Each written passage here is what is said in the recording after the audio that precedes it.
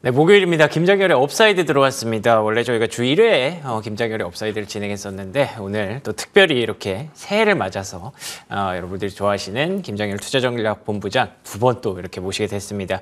시장에 조정이 좀 나오고 있고요. 특히나 반도체 쪽에서 어제 같은 경우에 특히 국내 증시에서 반도체 조정이 좀 컸기 때문에 이런 부분들에 대해서 급히 또 진단을 좀 요청을 드릴 예정입니다. 유니스토리 자산운용 김장렬 투자전략본부장 나오셨습니다. 안녕하십니까? 네, 안녕하세요. 네, 안녕하십니까. 네. 자, 일단 시장 얘기부터 먼저 좀 해야 될 것 같습니다. 네네네. 사실 이제 해가 바뀐다고 해서 무슨 큰일이 일어나겠나. 어차피 뭐 저번 주였을 뿐이고 이번 주로 들어왔을 한 주 지났을 뿐인데 10주 연속 랠리 나오지 않을까 기대하셨던 분들이 많을 것 같거든요. 네.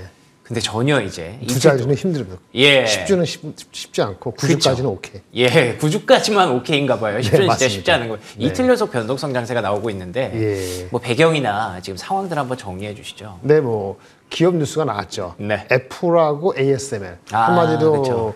애플하고 ASML이 가장 영향을 많이 미치는 파생적인 나라는 대한민국이거든요. 전 세계에서. 그러니까 어저께 삼성하이닉스 포함해 3% 빠지면서 코스피가 2% 빠지고 코스닥은 1% 이상 빠지는데 그 정도면은 적절하다는 게 아니고 잘 방어했다. 오늘이 중요하다고 말씀드릴 수 있겠어요.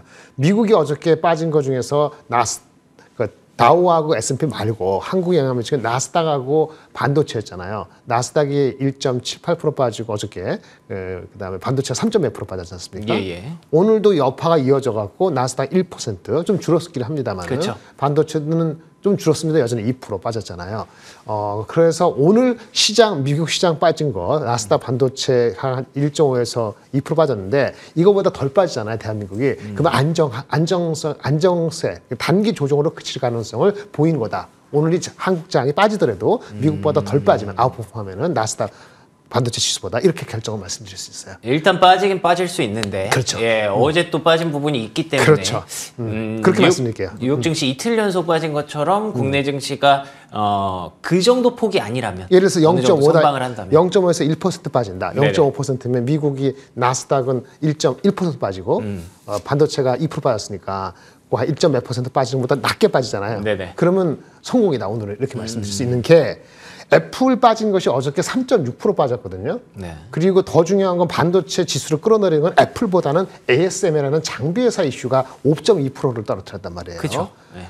근데 어저께 삼성하이닉스 그 정도 빠졌지 않습니까? 예, 그렇죠. 근데 오늘 애플은 거의 안 빠졌어요. 0.몇%. 맞습니다. 네. 마이크론도 거의 안 빠졌어요. 마이크론은 어저께 3% 빠졌는데 ASML도 5.몇 %인데 1.몇 %를 확 줄었거든요. 예, 그래서 결론적으로는 어저께 좀 과했다라는 생각을 갖고 있는데 혹시 모르는 여진 때문에 FOMC 그 회의 의사록도 사실 별거 없었죠. 네. 흥분할 건 없었습니다만 특별히 네거티브한 건 없었거든요. 그러니까 금리 인하의 가능성을 열어놨다. 예. 하지만 시점에 국제적인 논의가 없었다. 뭐 아는 맞아요. 거잖아요. 예, 예, 뭐 그래서 아는 거죠. 내일 저녁이니까 우리 시간으로는 내일까지 영향을 못 치고 월요일 날 영향을 미치는 게 비농업 고용자 지수 이런 거 있는데 그렇죠. 실업률 같은 게 그게 특별히 안 하면은 오늘 내일 해가지고 이제는 그 조종세는 약간 마무리가 될 가능성이 있다라고 보여집니다. 알겠습니다. 내용으로 들어갈게요. 애플 봅시다. 예. 애플이 투자 의견을 하향했잖아요. 오늘 바클레이즈에서. 이거만 하는데 네, 맞습니다. 바클레이즈는 원래 나쁘게 봤어요. 원래 애플에 대해서 굉장히 좀 공격적으로 쓰는 그런 곳이죠. 아니 공격적으로 나쁘게. 예, 그러니까 좀 안 좋게. 이게 안 좋은 그렇죠. 공격적인 그런 표현이었습니다. 예, 그러니까 애플에 대해서 뭐 다이 아는 애널리스트들이 좀 있었습니다만은 네네네. 바클레이즈는 원래 목표 주가가 161불이었어요. 아, 그래요? 주가가 180 갈 때도 예. 원래 161불로 업데이트 안 하고 계속 있다가 뉴트럴로 있다가 이번에 160불로 1불 내추고 하향을 시켰거든요. 그렇죠. 리듀스로. 그래서 그 친구들을 비난하는 게 아니고 그렇게 오래 안 하다가 떨어뜨린 자기 의견을 강조하는 건데 내용은 보면 두 가지예요. 아이폰 15이 안 좋다. 중국에서 화웨이. 모르는 거 아니었거든요. 그렇죠. 근데 같은 날 카운터 리서치라는 뭐 시장 조사 기관에서 아이폰의 강세가 하이엔드잖아요. 600불 이상 고가. 고가에서의 마켓시어가 75에서 71로 4%포인트 낮아졌다는 거예요. 예. 그게 경쟁을 받는, 수성에 도전을 받는다. 화웨이 같은 얘기 했거든요. 그리고 사실은 화웨이나 삼성전자가 미미하면 마켓시어가 좀 올라갔어요. 하이엔드에서. 그럼 삼성하고 하이닉스한테 나쁜 얘기야? 삼성한테 나쁜 얘기냐? 아니거든요, 사실은. 그래서 아이폰 15 부진을 갖고 한 거는 다 빠지는 건 좀 이슈가 있고 맥이라든지 웨어러블 부진하다는 건 그거는 영향이 있을 수 있어요. 그건 뭐냐면 우리가 맥하고 웨어러블 직접 영향을 안 미치는데 글로벌리 경기 영향일 수도 있다. 대표 주자니까. 그 정도. 그러니까 아이폰이 어제 빠진 거 이유 중에서 한 85% 90%는 아이폰 스페시픽 이슈다. 나머지 10에서 15%가 매크로 이슈였다. 그거 대비했을 때는 어저께 삼성전자가 많이 빠졌다고 저는 얘기를 할 수 있고요. 예. 아이폰은 그다음에 애플 스페시픽하다는 또 한 거는 애플은 실제 주가는 서비스 산업에 의해 좌지우지 되거든요. 그렇죠. 매출의 20%입니다만은 GP 마진이 다른 하드웨어보다 2배 이상은 70%인데 이쪽에서 앱스토어 규제가 들어가고 있죠. 구글하고 이렇게 하는 거. 그것 때문에 장기적인 이슈가 있다고 보고 어쨌든 애플은요. 네. 올해 실적이 성장이 될까 말까예요. 작년 대비했을 때 PER이 근데 28배, 29배였거든요. 예. 미국 평균 나스닥보다 훨씬 높거든요. 그러니까 원래 안 좋게 보는 애가 더 안 좋게 한번 연초부터 한 거예요. 그리고 끝이. 그렇긴 하죠. 네. 예. 이게 뭐 일파만파의 영향이 오늘 내일 이상 간다면은 매크로가 이상이 되는 건데 그게 이슈가 안 되니까 그거는 과했다 보고 두 번째 ASML은 좀 신경이 쓰여요. 아, 그래요? ASML은 5% 빠지고 오늘 적게 빠졌습니다만 ASML이 반도체 장비 넘버원 노광 장비인데 그렇죠. 원래 미국에서 중국에 수출하지 마. 화웨이 SMIC가 막 만들어. 옛날 장비도 팔지 마. 그래서 DUV라고 옛날 장비도 올해 1월 1일부터는 안 팔게 했었거든요. 예. 근데 작년까지는 팔 수 있게 해놨거든요. 네. 근데 막판에 작년 말에 3가지 제품이 있는데 2가지 제품 작년에 너 팔기로 한 거 팔지 마. 라고 갑자기 이겨든 거예요. 그죠. 조금 갑작스럽긴 해요. 그렇죠. 네. 그래서 요거는 그 여파 때문에 엔비디아나 AMD나 얘네들도 GPU 판매할 때 중국에 더 강하게 하는 거 안에 심리적인 위축이 일어나갖고 어저께 엔비디아도 2.7%, AMD도 6% 이렇게 빠졌는데 요거는 어차피 주가가 올라간 거에 대한 차익 실현에 게다가 ASML처럼인데 ASML 장비는 반도체 실제 만드는 거고 그렇죠. 나머지는 갖다 쓰는 거기 때문에 네. 그 어떤 규제의 강도가 똑같을 수는 없다고 보는데 어쨌든 어저께 분위기가 안 좋았던 거죠. 근데 모든 종목이 애플, ASML, 마이크론 테크놀로지 다 오늘 하락률이 좀 적어졌다는 거 본다면은 예. 어차피 매크로 컨설은 좀 과한 거고 일부 많이 올라간 주가에 대해서 차익 실현의 빌미를 찾고 있었다기 때문에 그것이 ASML과 애플이 주어졌다. 아마 여진이 있기 때문에 오늘 내일까지도 모르겠습니다만은 이게 계속 연관이 된다면은 다른 이슈가 없다면은 좀 과하게 들어간다. 한 2, 3일 더 빠지면은 그러면 이제 저가 매수 들어갈 수 있다. 이렇게 말씀드리겠습니다. 알겠습니다. 애플이 갖고 있는 시장의 어떤 점유율이라든지 시가총액 비중이 워낙에 높기 때문에 애플이 이렇게 3%씩 하락하면 시장에 뭔가 큰 위기가 있는 것처럼 보일 수도 있습니다. 그렇지만 이틀 연속 변동성이 나타났다는 점에서 이거 그냥 뭐 애플만 문제 있는 건 아닐 수도 있겠다라는 생각이 좀 드시는 분들도 계실 텐데 그렇지만 아직까지는 어제의 여진이었다라고 판단을 하고 계시고요. 이게 만약에 내일부터 좀 괜찮아진다면 당장 오늘 국내 증시에서 좀 선방하는 그런 모습이 있다면 전체적인 시장의 악재로는 번지지 않을 것이다 라는 부분 놓으시고 연말에 좀 많이 올랐기 때문에 좀 쉬어간다라고 이틀 정도는 이해하시면 될 것 같습니다. 그러면 이 조정이 좀 장기화되지 않고 다시 한번 시장이 회복하고 2024년에 장세가 좀 뻗어나가기 위해서 필요한 5가지 변수가 있다고 들었어요. 네네. 어떤 내용인가요? 저는 이제 1분기까지만 예측을 하는데 코스피는 2,450에서 다른 방송 2,800까지 봤거든요. 예. 그럼 어제 2,600, 2,650이잖아요. 그럼 그렇죠. 뭐죠? 중간이에요.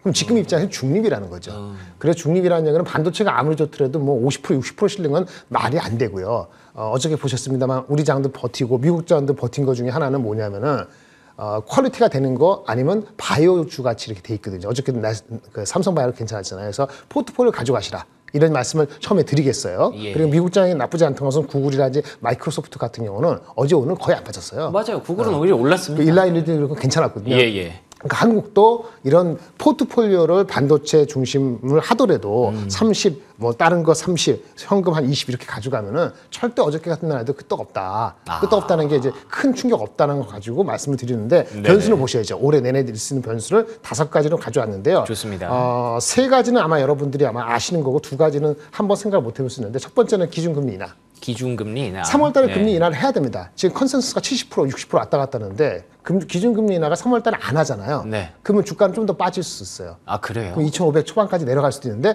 그렇게 되면은 이제 포트가 조금 바뀔 수도 있겠죠. 근데 지금 뭐 전망치가 조금 아직은 내려오고 있기는 내려오긴 하던데. 한데 여전히 3월 달이 여전히 높긴 70. 하죠. 네, 그렇죠.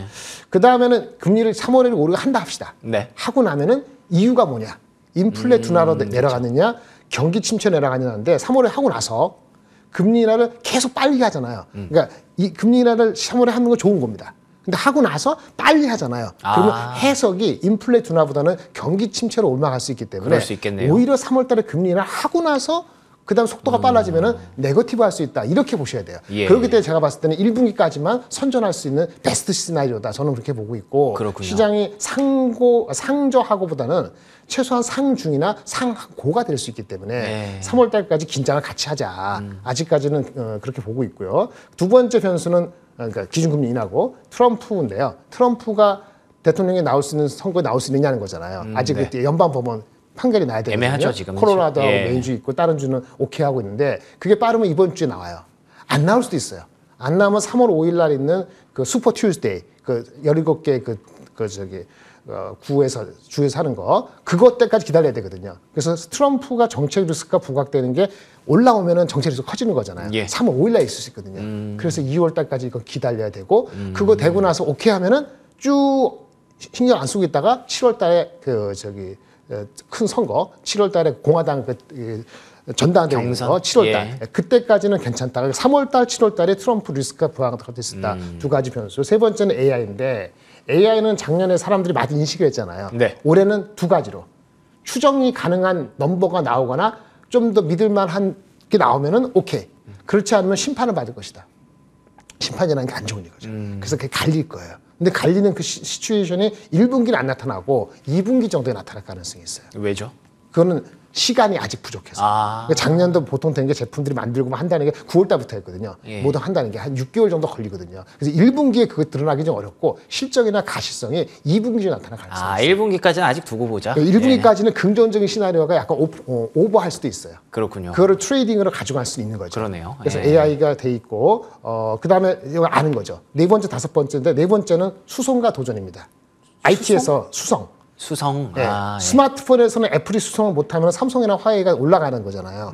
그러면 삼성하고 화웨이한테 좋은 거거든요. 예. 근데 매크로가 무너져서 스마트폰 시장 자체가 작년도 마이너스인데 올해도 플러스 3% 5%가 아니고 오히려 마이너스다. 그러면 말짱 꽝이죠. 그렇죠. 근데 시장이 그래도 마이너스에서 플러스 돌아선 상태에서 애플이 조금 부진한 게 어제 바클레이즈 얘기한 것처럼 맞다 그러면 결국은 삼성이나 화웨이가 약간 올라간다는 거기 때문에 수성과 도전 싸움에서의 그 주가가 달라질 수 있다. 예. 말씀드리고 두 번째 GPU에서는 많이 말씀드리고 엔비디아하고 AMD 파운더리에서는 중요하죠. TSMC를 삼성이나 인텔이 의미 있게 3나노, 2나노에서 붙느냐는 건데 이것도 1분기까지는 결과가 안 나올 가능성이 높아요. 이것도 그렇군요. 2분기예요. 예. 그다음 맨 마지막으로는 우리 국내죠. 하이닉스가 HBM 메모리에서 앞서갔는데 네. 삼성전자가 엔비디아를 뚫어갖고 의미 있게 마켓을 뺐느냐. 얼마나 가져오느냐. 예.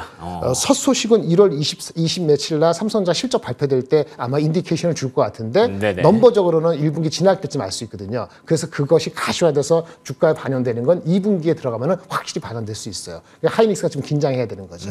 이렇게 수송과 도전 측면에서 IT 인더스트리를 봐야 되고요. 마지막으로 다섯 번째 변수는 IT 아닌 거. 아까 바이오도 좀 적절히 가져가야 되고 한국도 삼성바이오로직스, 셀트리온은 다른 주식도 올라갔습니다만은 한미약품 같은 경우는 비만 치료제 이슈가 있고 이런 주식들은 계속 봐야 되는 이유가 네. 비만 치료제의 대표적인 미국의 주식들이 계속 간다. 저는 그렇게 보고 있는데 시장이 연간 평균 한 30% 이상 성장하는 시장에서 예. 그네 주식들이 한 40배 유지된다면은 대한민국 주식도 미리 따라갈 수 있다는 측면에서 비만 치료제 관련되는 포함해서 이제는 제약 바이오즈는 계속 포트에 넣어야 된다 이렇게 말씀을 드릴 수 있겠고요. 예상하지 않은 것은 나쁜 일이나 좋은 일이 발생하니까 예상하지 않은 걸 한번 예상해 볼게요. 세 가지. 예상하지 않은 걸 예상할 네. 수가 있어요? 네, 한번 예상해 보자고요. 전기차. 전기차. 전기차가 지금 안 좋잖아요. 예. 그 여러 가지 있는데 한마디로 저가 차량이 확실히 보급되면서 사람들이 좀 이제 많이 사기를 원하는 거죠, 지금? 그게 꿈틀거리는 게 늘어나야 네. 돼요. 금리 인하가 확실히 3월 5일도 되고 돼야죠. 그러면은 빠르면 1분기 넘어가는 2분기부터 전기차에 대한 서플라이 체인의 이슈가 좋게 반응할 수도 있어요. 그래서 이건 금리 인하 속도하고 저가 차량이 사람들한테 소구되는 거, 어필되는 걸 보아야 된다. 예. 이런 측면에서 아직은 아니고 예. 이게 unexpected이지만 봐야 되는 거고요. 러우 전쟁이 종전이냐 휴전이냐. 러우 전쟁? 예. 네. 러우 전쟁이 종전이냐 휴전이 되면은 인플레이션이 내려가겠죠. 그럴 수 있죠. 근데 오늘은 좀 다른 얘기 미국이 후티 반군한테 까부지 마. 작살나겠어 이렇게 얘기하면서 유가가 다시 올라갔는데 뭐 이란에서 뭐 폭발 사고도 있고 그렇죠. 뭐, 예. 그래서 인플레가 다시 올라가면 유가가 다시 80불 넘어가는 건 좋은 게 아니잖아요. 그렇죠. 근데 러우 전쟁이라도 종전이 되거나 휴전이 되면은 인플레 떨어질 수 있기 때문에 기대하는 건 아닌데 예상할 수 있는 거죠. 그럴 수 있다. 예. 그러니까 맨 마지막으로는 안 좋은 거. 어떤 거죠? 우리나라의 태형건설 포함해서 또는 부동산 중국의 PF? 구조적인 문제, 예. PF 문제 이게 미뤄진 건지 제대로 하는 것인지 잠깐 수면으로 내려간 것인지 3, 4월 달 괜찮았다가 4월 이후부터 이슈되는지는 네거티브 사이드에 서프라이즈가 나올 수도 있기 때문에 앞에 전기차 러우 전쟁 달리 요거는 조금 경계심을 계속 가져가야 된다 이렇게 말씀드리겠습니다. 알겠습니다. 올 한 해의 변수들을 다 그냥 정리를 해주셨네요. 일단 첫 번째로는 금리고요. 두 번째로는 대선 그리고 또 AI 그리고 파운드리를 비롯한 HBM의 어떤 지지율 싸움 그리고 또 제약바이오, 전기차, 러우 전쟁, PF까지 좀 많죠. 그렇기 때문에 일단 1분기까지는 금리만 보시면 될 것 같습니다. 금리 인하를 3월에 하는지 안 하는지 그리고 3월에 하면 좋은 건데 그 이후에 계속 빠르게 금리 인하를 한다면 오히려 그걸 시장은 악재로 받아들일 수 있다. 경기 침체라는 의미로 받아들일 수 있다라는 부분만 기억하시고 1분기에는 어찌됐든 최근의 조정은 단기적인 것이고 1분기는 좀 긍정적으로 다시 볼 수 있는 여지는 분명히 있다고 보시는 건데 일단은 그럼에도 불구하고 반도체가 좀 많이 빠졌기 때문에 이것만 간단히 한번 정리해 보도록 하겠습니다. 네. 계속 네. 좀 좋게 봐도 되는 건지 네. 이 부분 한번 정리해 주시죠. 일단 반도체 가격은 12월 달 포함해서 4분기 올랐고요. 올랐죠. 1분기도 한 10% 예. 올라갈 것으로 보고 있고요. 예. 지금 캐시한 반응은 이게 근본적인 수요가 아주 세지 않기 때문에 1분까지 오르다가 2분기 내려앉는 거냐 예. 혹시라도 그럴 수 얘기인데 있죠. 그거는 가격이 좀 오르니까 몇 개를 삼성이 가동률을 높인다는 얘기가 있어요. 높이면은 한 3, 4개월 되면 가격이 약간 영향을 줄 수 있지 않을까. 예. 가동 높이면 올라가니까 생산이 늘 수 있잖아요. 예, 그렇죠. 근데 이거에 대해서는 아직 지켜봐야 된다. 왜? 가동률 증가가 50에서 100이 늘었을 때 50이 과거처럼 그대로 50이 느는 게 아니고 HBM이나 다른 메모리를 만드는 과정에 그러네요. 생산량이 페널티를 받아서 50에서 50이 느는 게 아니고 한 30만 늘 수도 있거든요. 그러니까 가동률 증가, 이제 감산을 마무리하고 삼성이 약간 욕심을 낸다 하더라도 그거는 HBM 메모리를 많이 생산하게 되면은 바로 물량 부담으로 연결이 덜 될 수도 있기 때문에 그렇게 단정 지을 수는 없다. 근데 그런 경계감도 최근에 나오긴 했어요. 어쨌든 이런 상태에서는 내일 삼성전자 발표하는 4분기 잠정 실적을 보셔야 될 것 같습니다. 센티에 중요한데요. 시장에서는 최근에 지금 기대치가 높아져서 예. 지난 4, 4분기에 2조 4천억이 났는데 이번에는 최소한 3조 한 8천억에서 한 4조 4천억까지 있어요. 그래서 4자가 보이는 게 중요할 것 같아요. 아, 그거 가죠. 보고 나면은 예. 내일 장에서 분위기가 어떨지 좀 판단될 것 같습니다. 알겠습니다. 반도체 업황이 좋아지는 건 뭐 당연하다라고 얘기를 할 수가 있는데 그에 따라서 삼성전자가 가동률을 조금 높였을 경우에 이 가격이 우리가 기대하는 것처럼 움직이진 않을 수도 있거든요. HBM이라는 변수까지 다 고려하고 조금은 복잡해진 상황이 됐는데요. 그걸 과연 내일 삼성전자가 잠정 실적 발표로 해소해 줄 수 있을지 키워드, 키포인트가 되는 숫자는 4였습니다. 예. 지금까지 유니스토리 자산운용 김장렬 투자전략본부장과 얘기 나눠봤습니다. 오늘도 좋은 말씀 고맙습니다. 감사합니다. 감사합니다.